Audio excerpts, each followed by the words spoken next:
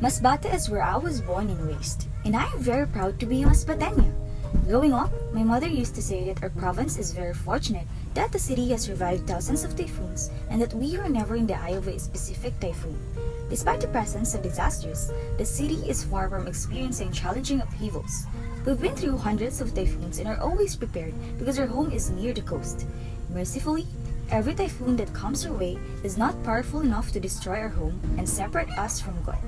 Because my mother would always say that the people of Masbate are religious-oriented and that every citizen's prayer is heard.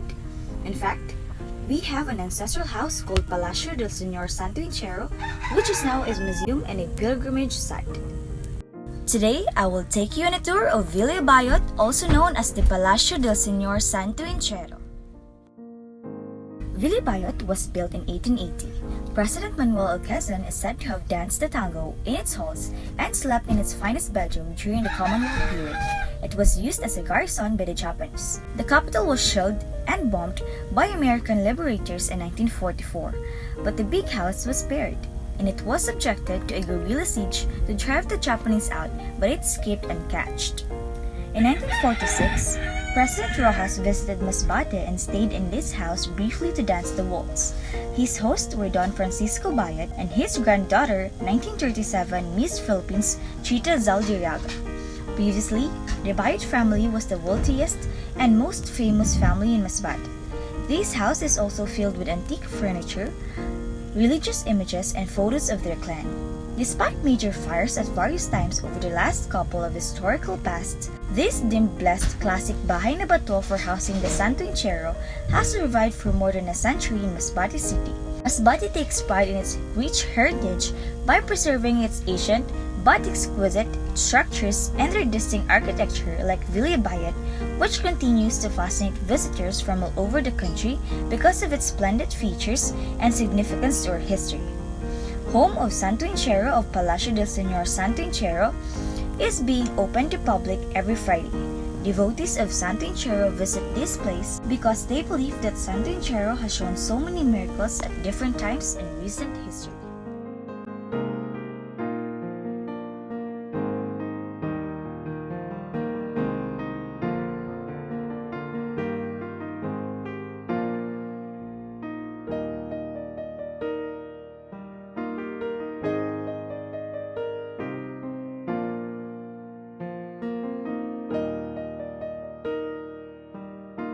In this open space, you'll find Papa Jesus laying an antique crystal and gold-plated carriage, because Villa Bayot is thought to be the palace of the dead Christ. In here, you will notice the healing oil. Masbateños believe that putting this oil where the wound or one that hurts is located can heal any disease and wound. There are also several saint figures in a room where you can devote yourself with praying for your problems, wishes, or manifesting something in life. Everyone here is waiting in line to touch or kiss each saint.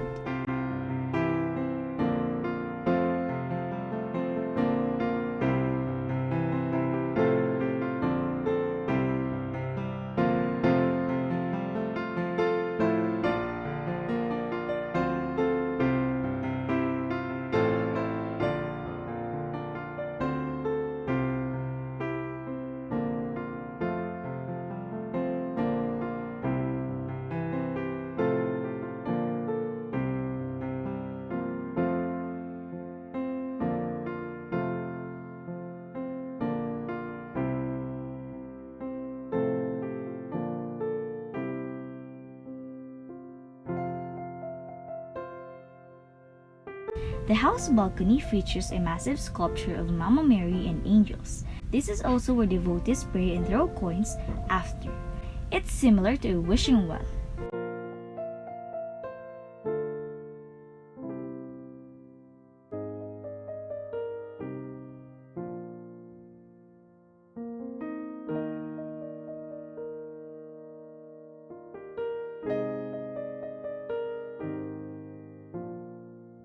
So this is more than just a house. It is a heritage that Masbate is preserving and upholding, because this is more than just a museum. It is a place where you can go every week, surrender yourself to God, and just talk to Him silently.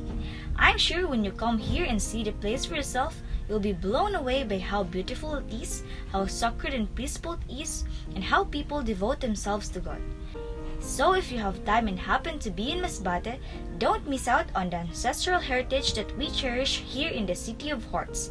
My name is Krista Nicole Leite and I am a student at BSA 3A. Again, this is Villa Bayot, also known as the Palacio del Señor Santo Entierro, and this is Masbate Province. Thank you.